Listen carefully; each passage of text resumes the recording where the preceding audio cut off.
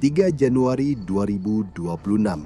Jauh di dalam Fuerteventura, Presiden Venezuela percaya bahwa dirinya benar-benar aman. Benteng itu memberi Nicolas Maduro kepercayaan diri. Dia merasa aman di sana. Ada begitu banyak pertahanan, begitu banyak jalan keluar, begitu banyak penjaga dan sistem keamanan. Semuanya dirancang dengan tujuan utama melindunginya. Dia sangat keliru. Tinggi di atas Laut Karibia, lebih dari 150 pesawat Amerika Serikat sudah dalam perjalanan menuju wilayah udara Caracas.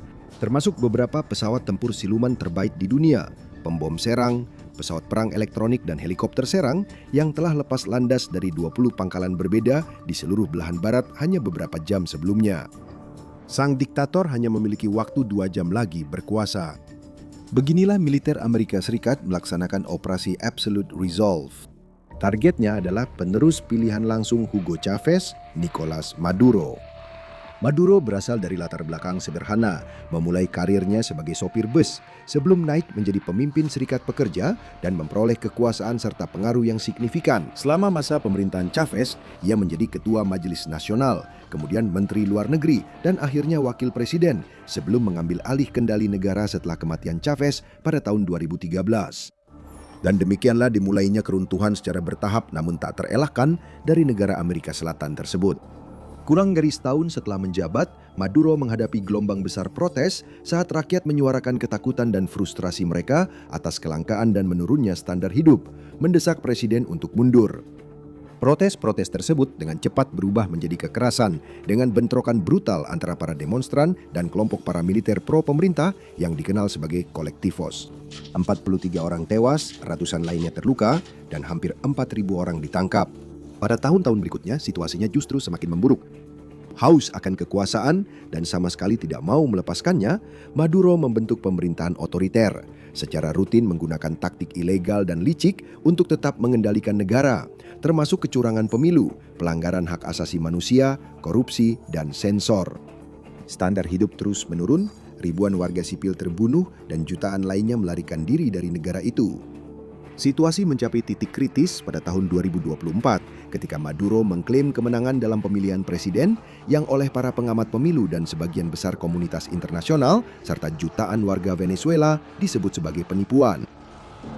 Pada tahap ini, mantan sopir bus tersebut juga diyakini kuat bersekongkol dengan kartel, bergaul akrab dengan kelompok penyeludup narkoba seperti Kartel de las Solas atau Kartel Matahari. Bukan hanya dia yang bertanggung jawab atas kejatuhan ekonomi terbesar dalam sejarah Amerika Selatan, tetapi dia juga telah mengubah negara itu menjadi rezim narkoteroris, mendukung jaringan kriminal yang sama yang terlibat dalam peredaran narkoba di seluruh Amerika Selatan, Karibia, dan juga ke Amerika Serikat. Hal ini tidak bisa dibiarkan terus berlanjut. Ini bukan hanya soal demokrasi atau ilegalitas pemilu, tapi menyangkut seluruh keamanan dan stabilitas belahan bumi barat. Pada tahun 2020, Amerika Serikat menetapkan hadiah sebesar $15 juta untuk penangkapan Maduro. Pada tahun 2025, jumlah itu meningkat menjadi $25 juta, lalu $50 juta. Beberapa bulan kemudian, Washington sangat ingin melihat kekuasaan Maduro berakhir dengan cara apapun, bahkan jika itu harus melibatkan pengerahan tentaranya sendiri untuk secara paksa menyingkirkan dia dari kekuasaan. Ini tidak bisa menjadi invasi konvensional. Venezuela mungkin tidak memiliki kekuatan militer sebesar Amerika Serikat, tetapi negara itu tetap memiliki beberapa ratus ribu tentara aktif dan jutaan anggota milisi yang siap untuk dimobilisasi. Perang skala penuh antara kedua negara hampir pasti akan mengakibatkan banyak korban jiwa di kedua belah pihak serta bencana kemanusiaan. Dengan potensi untuk benar-benar melampaui dekade kemunduran sebelumnya, satu-satunya pilihan adalah operasi ekstraksi presisi. Pasukan Amerika Serikat harus bergerak dengan cepat dan efisien, menembus pertahanan Venezuela, menemukan Maduro dan menyingkirkannya, semuanya dalam satu malam. Namun, mengeluarkan seorang kepala negara yang dijaga ketat dari ibu kotanya sendiri bukanlah hal yang mudah. Maduro bersembunyi di benteng yang ia sebut rumahnya, Fuerteventura. Menyebut tempat ini sebagai pangkalan militer jelas meremehkan. Tempat ini lebih seperti kota di dalam kota, merupakan jantung dari mesin militer Venezuela, menampung markas besar Angkatan Darat, Kementerian Pertahanan, dan juga kediaman presiden itu sendiri. Dengan banyak bangunan, pintu keluar dan masuk yang dijaga, rumah aman, jalur pelarian darurat, tembok perimeter yang menjulang tinggi, dan meriam anti pesawat, tempat ini dibuat agar tidak bisa ditembus. Disinilah Maduro dan sekutu terdekatnya, termasuk para bandar narkoba dan penjahat kartel, menikmati kehidupan mewah, sementara sebagian besar penduduk berjuang dan kelaparan. Tapi Maduro memiliki pengaman mekanis khusus, yaitu ruang aman yang diperkuat. Jika dia bisa masuk ke dalam, mungkin dia bisa mengulur waktu untuk merencanakan pelarian, atau berharap bala bantuan datang untuk mengawalnya ke tempat lain. Jika pintu anti ledakan berat itu tertutup rapat, operasi penangkapan presisi akan berubah menjadi pengepungan berdarah yang berkepanjangan. Misi itu akan gagal. Delta Force harus mencapainya sebelum kunci-kunci itu aktif. Namun, mengatur operasi dengan tingkat kompleksitas seperti itu bukanlah hal yang mudah. Itu membutuhkan perencanaan yang sangat hati-hati dan presisi, sampai ke detail terkecil sekalipun. Untuk mengalahkan berangkas itu, AS membutuhkan data. Jadi pada Agustus 2025, AS mulai bekerja. CIA diam-diam mengirimkan satu unit ke Venezuela dengan misi penting, yaitu mengumpulkan sebanyak mungkin intelijen tentang Maduro. Menggunakan segala sesuatu, mulai dari pengintaian drone dari ketinggian tinggi hingga intelijen sinyal. Amerika Serikat perlu mengetahui segalanya, di mana dia tidur, apa yang dia makan, kapan dia bangun, setiap detail sangat penting. Unit tersebut juga ditugaskan untuk menggambarkan Fuerte Tiuna sejelas dan sedetail mungkin. Jika Amerika Serikat ingin berhasil menangkap Maduro, mereka harus mengetahui setiap jengkal benteng tersebut. Jadi mereka menghabiskan waktu berbulan-bulan tidak hanya mengumpulkan intelijen, tetapi juga benar-benar membangun replika realistis dari rumah aman Maduro. Unit elit menghabiskan hari demi hari berlatih di lingkungan ini, menghafal setiap bagian dari tata letak bangunan tersebut. Mereka menghafal setiap sudut buta, mereka mempelajari setiap titik penyempitan yang mematikan, mereka tahu persis jumlah langkah dari tempat tidur Maduro ke berangkas. Bulan-bulan pun berlalu, sementara pasukan elit berlatih diam-diam untuk menyerang kompleks Maduro, Amerika Serikat secara terbuka menekan Presiden Venezuela itu. Mereka mengumpulkan armada laut yang sangat besar di lepas pantai negara itu, termasuk kapal perang terbesar di dunia. Kapal induk USS Gerald R. Ford yang mampu membawa hingga 90 pesawat dan sekitar 4.600 pelaut. Armada Amerika kemudian melakukan banyak serangan terhadap kapal-kapal yang diduga menyelundupkan narkoba di lepas pantai Karibia Venezuela.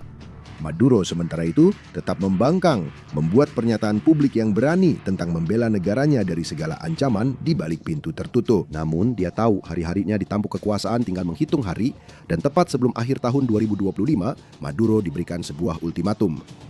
Presiden Trump menelponnya secara langsung, memerintahkannya untuk menyerah atau menghadapi konsekuensinya. Sekali lagi, Maduro menolak untuk mematuhi, dan 7 hari kemudian pada tanggal 2 Januari, saat yang telah ditunggu-tunggu oleh Amerika Serikat akhirnya tiba. Sekarang pukul 23.46 waktu setempat. Setelah cuaca buruk, langit telah tenang dan cerah. Ini saatnya, sekarang atau tidak sama sekali. Presiden Amerika Serikat Donald Trump memberikan perintah. Dalam sekejap, lebih dari 150 pesawat Amerika mengudara. Mereka termasuk jet tempur tercanggih seperti Lockheed Martin F-35A Lightning II dan F-22A Raptor, serta pesawat perang elektronik seperti Boeing EA-18G Growler, pembom supersonik seperti Rockwell B-1B Lancer, dan pesawat peringatan dini udara seperti Grumman E-2D. Pesawat tanker pengisian bahan bakar Hawkeye juga meninggalkan landasan mereka, bersama dengan helikopter Chinook dan Black Hawk, serta berbagai kendaraan udara tak berawak seperti Lockheed Martin RQ-170 Sentinel. Absolute Resolve telah dimulai, tetapi untuk membawa Delta Force ke pintu depan, Amerika Serikat terlebih dahulu harus melumpuhkan kota itu. Personel Amerika Serikat termasuk tim Komando Siber dan Komando Luar Angkasa mengerahkan teknologi rahasia untuk memutus pasokan listrik kota itu. Tak lama sebelum pukul 02.00 waktu setempat, Caracas, ibu kota Venezuela, menjadi gelap gulita. Bukan secara bertahap, bukan satu lingkungan demi satu lingkungan, tetapi seketika seluruh distrik kota itu langsung terbenam dalam bayangan. Saat jaringan listrik gagal, layar radar berkedip lalu mati, komunikasi terputus, sistem pertahanan udara kehilangan kontak visual, dan kru operasional mulai panik. Apa yang terjadi selanjutnya adalah operasi militer paling berisiko dan paling terkenal sejak SEAL Team 6 menyerbu kompleks Osama Bin Laden di Pakistan dan membunuh pemimpin Al-Qaeda itu pada tahun 2011. Dan sekarang sudah tidak ada jalan untuk mundur. Ujung tombak serangan kinetik adalah Boeing EA-18G Growler. Mereka memanfaatkan sistem pengacau taktis canggih mereka untuk membanjiri kota dengan gelombang elektromagnetik tak terlihat, mengacaukan stasiun radar, dan mengganggu jaringan komunikasi apapun yang mungkin masih berfungsi di darat. Pertahanan udara Venezuela yang mencakup baterai rudal permukaan ke udara Soviet S-300 serta platform Buk M2 Rusia jarak menengah, baterai Pechora 2M, dan Igla S Manpads jarak pendek semuanya dilumpuhkan. Sistem seperti S-300 mungkin sudah berusia beberapa dekade, tapi masih cukup kuat untuk menjatuhkan pesawat musuh. Sementara pesawat Growler terus mengacaukan pertahanan, pilot tempur melaju cepat melintasi kota, menggempur berbagai fasilitas militer dan target strategis lainnya di dalam dan sekitar Caracas, termasuk Pangkalan Angkatan Laut Meseta de Marmo, Pelabuhan La Luguera, Pangkalan Udara La Colota, Gardu Induk Panamericana, Antena El Volcan, dan Observatorium Cajigal. Ini adalah serangkaian serangan yang presisi dan diperhitungkan dengan cermat di seluruh jaringan pertahanan negara, dirancang untuk meniadakan kemampuan Venezuela dalam mempertahankan diri serta menimbulkan kebingungan dan kekacauan di barisan musuh. Dan yang paling penting, untuk membuka jalan bagi helikopter dan tim operasi khusus agar dapat masuk melakukan evakuasi. Pertahanan udara Caracas sedang tidak aktif. Perisai kota itu telah hancur. Kota itu mungkin akan gelap dan sunyi untuk sesaat, tapi dalam hitungan detik, kekacauan besar akan segera terjadi. Sekarang Maduro dan para pengawalnya pasti sudah tahu apa yang sedang terjadi. Negara mereka sedang diserang dan hanya tinggal menunggu waktu sampai pasukan Amerika menyerbu kompleks Fuerte Tiuna. Amerika Serikat tahu bahwa tidak ada satu detik pun yang boleh terbuang. Keberhasilan atau kegagalan seluruh operasi ini ditentukan dalam beberapa menit ke depan. Karena hanya itu waktu yang dibutuhkan bagi Maduro untuk menghilang ke dalam brankas bajanya, labirin terowongan bawah tanah atau bunker, atau bahkan mungkin naik pesawat dan melarikan diri dari negara ini. Sementara para prajurit terlatih terbaiknya dan pengawal elit Kuba menahan para penyerang Amerika cukup lama agar dia bisa melarikan diri. Untungnya, AS telah mengerahkan orang-orang terbaik untuk tugas ini, termasuk pasukan Delta Force, beberapa personel militer yang paling terlatih dan paling cakap di dunia, yang berada di dalam Chinook dan Black Hawk yang langsung menyerbu Fuerte Tiuna. Mereka tidak mencari landasan pacu atau helipad. Mereka berencana menurunkan penumpang mereka. Tepat di luar rumah aman Maduro, para penjaga Venezuela sedang menunggu.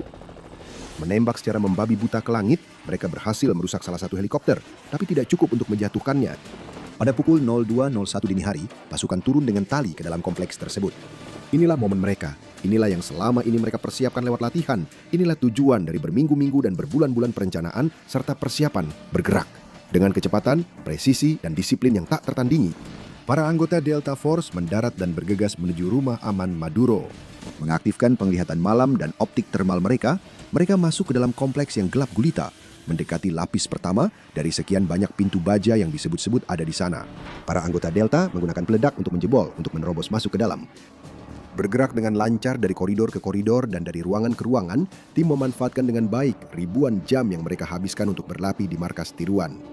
Meskipun ini adalah pertama kalinya mereka berada di Fuerte Tiuna, mereka sudah merasa seperti sangat hafal seluk-beluk tempat itu, mengantisipasi setiap sudut, setiap pintu, setiap titik penyempitan. Berkat intelijen CIA, para agen juga tahu persis di mana Maduro kemungkinan besar berada pada saat itu dan langsung menuju ke kamar tidurnya. Namun mereka tidak diizinkan begitu saja berkeliaran di seluruh istana kepresidenan. Pengawal elit Maduro, termasuk orang-orang Venezuela dan puluhan orang Kuba yang sangat terlatih, sudah siap dan menunggu untuk mempertahankan posisi serta menghalau para penyerang Amerika. Namun Delta Force semakin mendekati lokasi Maduro. Setiap detik yang berlalu, para pengawalnya entah melarikan diri, menyerah, atau dieliminasi satu persatu. Dengan sisa waktu hanya beberapa detik, Maduro dan istrinya berlari mati-matian menuju ruang perlindungan. Saat beberapa pengawal terakhir presiden tumbang dan suara tembakan serta ledakan granat menggema di sekitar kediaman, Maduro hanya beberapa inci lagi dari memasuki ruang perlindungan berlapis baja dan menutup pintunya ketika akhirnya para anggota Delta Force berhasil menangkapnya. Namun meskipun Presiden Venezuela telah ditangkap, misi ini belum selesai. Maduro mungkin sudah ditangkap, tapi dia masih harus dievakuasi.